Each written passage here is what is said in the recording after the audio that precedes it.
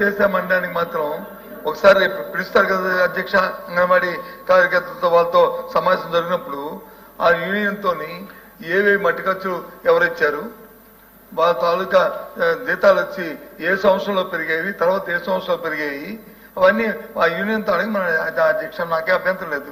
వాళ్ళు చెప్పుకోమని నేనేమి గొప్పలు కలను, కానీ అవన్నిటిని నేను అధ్యక్షుల నుండి నేను అవన్నీ కూడా క్రియేట్ చేసి ఏవి వచ్చి జూలైలో చేస్తామో, ఏవి ఇప్పుడు చేస్తామో, ఏనాడు చేస్తామో యూనియన్ నాయకులు ఉన్నారు అధ్యక్ష, అడిగండి మీరు కనుక్కోండి. కానీ నేను దానికి పోను.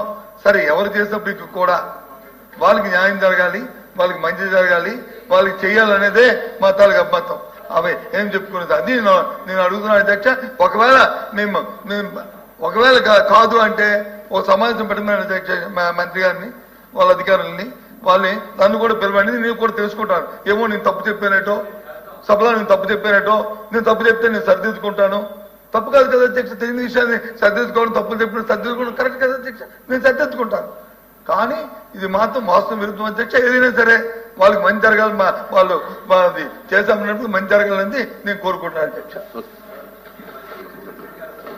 అధ్యక్ష, గౌరవ పెద్దలు ఎల్ఓపి గారు ఆయన అడిగిన దానికి నేను చెప్తాను అధ్యక్ష. అధ్యక్ష, 2 సార్లు జీతం పెంచింది చంద్రబాబు నాయుడు గారి అధ్యక్ష. మేము డేట్లతో సహా చెప్తాను అధ్యక్ష. ఖచ్చితంగా 2 సార్లు. మీరు ఒకసారి పెంచారు, అది కూడా చెప్తున్నాను అధ్యక్ష. 2 సార్లు ఒకసారి పెంచారు, 1000 రూపాయలు పెంచారు, అది కూడా చెప్పాను.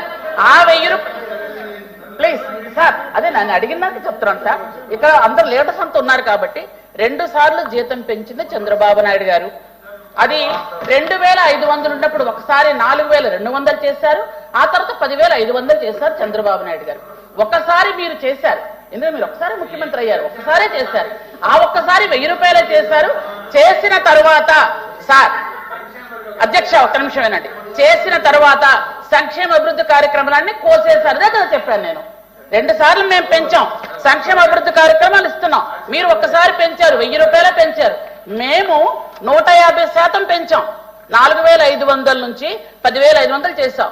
మీరు 1000 రూపాయలు పెంచారు, 10500ని 11500 చేశారు. సంక్షేమ పథకాలు పోసేశారు. అదే చెప్పాను నేను.